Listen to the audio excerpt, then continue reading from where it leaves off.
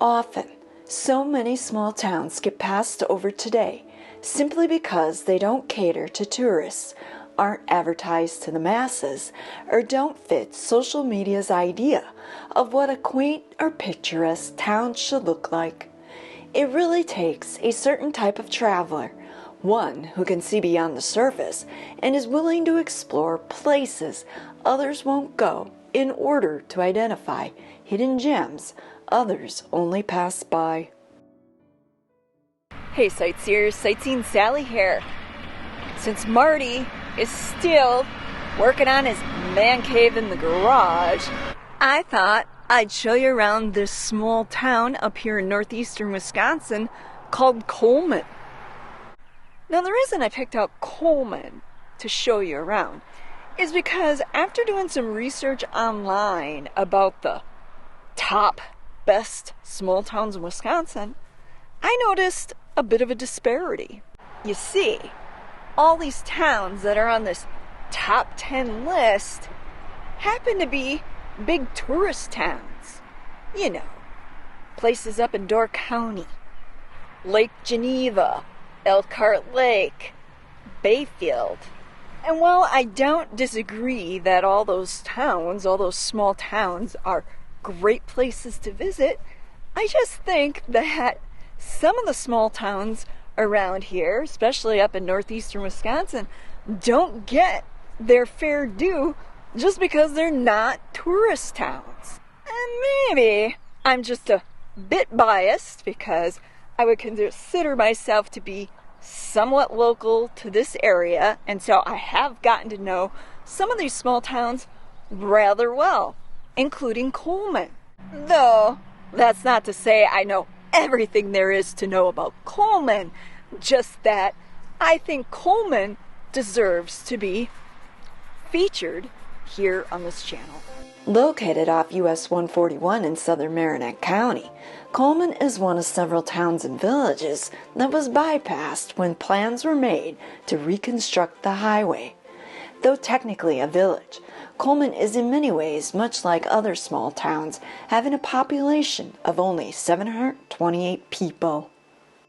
Now, just so you can get an idea of where Coleman is in relation to a few of the other small towns that we've explored in the area, plus it's always nice to know where it is in relation to Green Bay, you know, Packertown. I'm going to pop up a few maps for you here on the screen. This first map shows you where Coleman is in relation to Pound, Lena, and Oconto, 3 towns that we've visited in the past. While the second map shows you how far Coleman is from Green Bay. Once part of the main thoroughfare going from Green Bay to Iron Mountain, Coleman used to be a prime rest stop for thirsty tourists traveling north. However, the lack of thirsty travelers hasn't stopped Coleman from maintaining its vitality. Over in the distance there, you can see where the highway now runs and the on and off ramps for 141 for accessing Coleman. And though the town has been bypassed by the highway, as you can see from all the traffic going down what's called Business 141, there is still a fair amount of people that come into Coleman. Just maybe not for the same reasons that they did back in the day. Speaking of back in the day, should you have traveled here during Coleman's earlier years, you would have found roads made of corduroy and cedar bark, and as a tourist, you could have stopped at places like Seaton's Restaurant and Clara Brault's Hat Shop.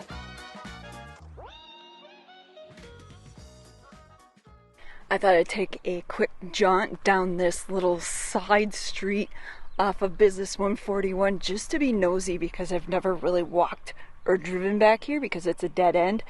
And as I was walking along, I noticed this very peculiar sign in front of this house. Here, let me zoom in on it. It says, Poison Storage Area. Authorized personnel only. Wear personal protection. How would you like to have them for your neighbors? Although, I can totally see Marty hanging a sign like that in our yard. Still, it does make you wonder what's going on in that home. Anyways, moving on, because I don't want you to get the wrong idea about Coleman, because it really is a nice little town. Speaking of nice places and homes here in Coleman, this one here happens to be my absolute favorite home of all. With the red Spanish tile and the cream city brick, plus all their beautiful gardens, this really isn't your typical Wisconsin home. It kind of reminds me of a cross of something you'd see either out west or maybe down in Florida. You know, it's got the southwestern roof and more of like the Floridian style gardens. Regardless, anytime I come into town off the highway, I always look for it because I just love it. And then just across the street from the house that I love so much, you've got this handy dandy map of Coleman, placed here by the Come Along Snow Riders. This map shows all the important stops you'll want to make should you visit Coleman in the dead of winter on your snowmobile, like the Coleman Shell, the Station House, Steiner's BP, Barnstormers, the Green Lantern, and Cheers. However, just so you know, the Station House is right over there, and it hasn't been open in some time. Honestly, I can't even remember the last time it was open, but way back when, before it was the Station House, I know it was a popular place to stop and get custard, and I can't remember the name of it before it was the Station House. I just know that years ago, we would often stop there and get ice cream on our way up north. 'Cause you know me and ice cream. And I have to tell you, back then, that was some of the best custard you could get for miles around. And then next door to the old Station House, you can see that they have a bank, Peshtigo National Bank. And then, of course, the Keith Albers Memorial Coleman Park, where we kick things off. This isn't the only park in town, by the way. There are several others. I'll show you those too, because one of them happens to be right next door, or if not right next door, pretty dang close to my second favorite place to get ice cream. Spoiler alert, that means there will be an ice cream stop before this video is over. Incorporated in 1903, Coleman got its start thanks to the railroad and a man by the name of August Boudry. Though a family with the name of Brault had been the first to settle in the area, the town didn't form until after the railroad arrived, bypassing the Brault's camp. Boudry, being the entrepreneur that he was, recognized the need for a boarding house. He built that, along with a store and a much-needed saloon. If anyone ever asks you, how do you know when you're in Wisconsin? This is your sign. Moving along, because I know some of you are just anxious to see the downtown. But before we get into that, I have a couple of things I want to show you in the neighborhoods that I think, just so you know, mosquito season and allergy season are in full swing up here in northeastern Wisconsin. So if I start doing this or something like this, it's not some weird Northwoods dance.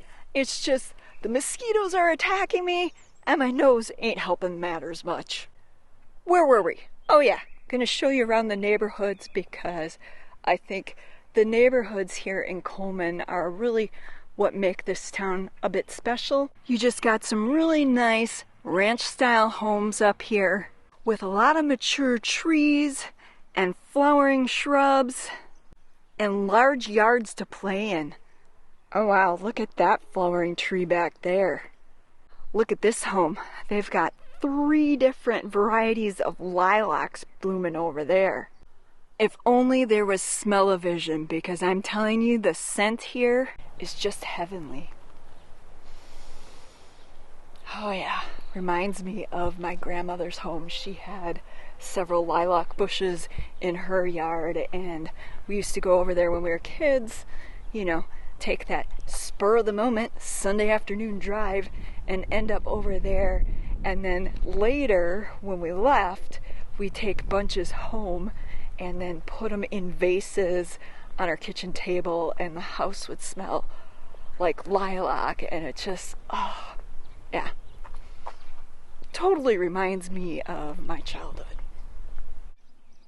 Here's another thing I want to point out about Coleman's neighborhoods is that, as you can see, they've got signage here indicating slow, children at play, and the speed limit's only 15 in the neighborhood, which I think is really great, because that indicates to me that Coleman is really a family-friendly type town. I don't know. Maybe you disagree. Maybe you don't think the speed limit should be 15 in the neighborhoods, but everyone's always in such a hurry all the time. Really, what's the hurry? Especially when you have such a beautiful place to drive through. I don't know. Just my 2 cents. Again, doesn't mean you have to agree. And if we disagree, c'est la vie. I think you've seen enough of the residential area to get an idea of what Coleman is like as a place to live, or at least to give you a feel for what it might be like to live here. I am going to take you now over into the downtown, because I think you'll find some of the old buildings there interesting. Good golly, no wonder I'm sweating like a pig. In case you needed to know that. But I'm having trouble here. My face is just dripping with sweat. Like, why? Now I know why. And now you know why too. Just keeping it real, sightseers. Just keeping it real. And then after that, we're going to move on over to my favorite spot in town. Care to guess what that is? The great yellow sun is reflecting in your deep blue eyes. The day has begun. You spin around, you laugh to yourself. Ooh. And I see you shining. Just try to stay cool before I get out and walk through the downtown. You sing.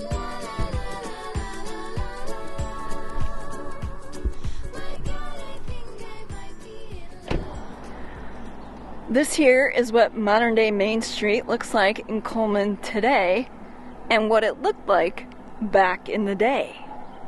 As you can see, things have changed quite a bit since then. For example, over on the corner of Main and Park Avenue, which could be here, there, or there used to be a restaurant called Ernie's. From what I understand, a man by the name of Ernest Jashinsky bought one of the houses here on one of those 4 corners and converted it into a restaurant and called it Ernie's Lunch. He ran it for some time and then later sold it to a couple from Milwaukee.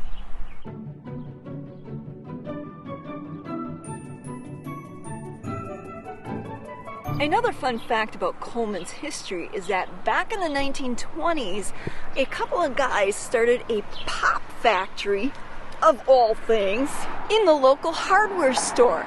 They made the pop upstairs and then bottled it down in the basement. After a short while, they ended up selling out to another person who moved the pop factory to a location on Highway 141. However, not long after that, the person ended up dying, and along with it, the pop business, as the manufacturing plant was closed. If you look up there on the side of the Green Lantern, you'll notice in the building it says Hammis or Hammies and Son, or Hams just covering all my bases. I actually went into the library first and then in the Green Lantern to find out exactly how to pronounce the name. Nobody knows. Everybody's guessing. So take that with a grain of salt. I did try to get you the correct pronunciation. Anyways, what's significant about the Ham's last name is that F.X. Ham Sr. was responsible for constructing many of the buildings here in Coleman. Partnering with another man by the name of Ernest Labine, Ham Sr. took to building a saloon and a store in 1892. These businesses later became part of Hotel Coleman, which is the building that sits to the left of modern-day Coleman's library when facing it. Another interesting story from Coleman's early history involves the railroad. Picture this. It's spring, 1909. A northbound train was coming along the tracks. Early morning. It's foggy, most likely, because the historical account says visibility was poor. And at the train depot, there was a southbound train filling up with water. Suddenly, there was a loud noise. Steel upon steel. The northbound train had crashed into the southbound train.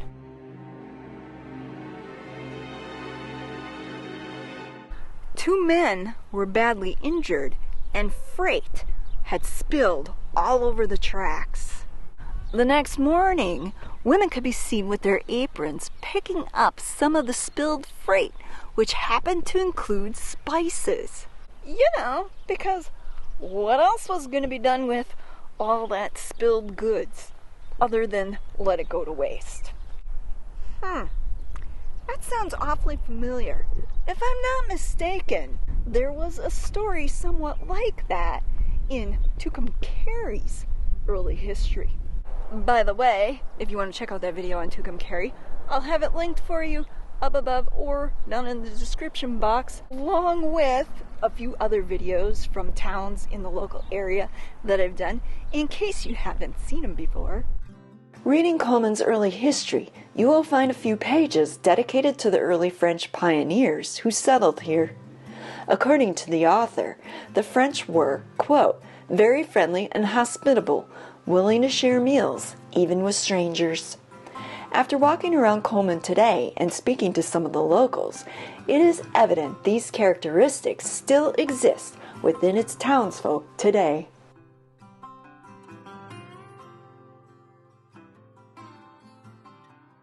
I think we've tarried long enough here on Main Street, looking back at Coleman's early days, that it's time for, you guessed it, an ice cream break. I'm only going to get a baby portion. Or not. Maybe I'll get a big portion. But let's go up to the window and see what they have for the flavor of the week. Today's specials are classy caramel cashew, far out fudge brownie, wakey chalk cakey, and strawberry rhubarb. This is the baby scoop. What I really love about this ice cream place is that they actually make all their own ice cream. It's not some mix, it's an old-fashioned homemade ice cream. And they have, if you didn't know, adult flavors. And when I say adult flavors, I mean flavors like the old-fashioned and the grasshopper, which is what I got. It's starting to melt. Remember, it's 90 degrees out. This, by the way, is the little park I was telling you about that's on the edge of town, that's right by the ice cream place. Good stuff. And this baby scoop was only $2. So, if you want to take your family out to a place with old-fashioned homemade ice cream for reasonable, come to this place. I know you're gonna love it. Darn mosquitoes. Maybe I need to just go back in the car and finish this up.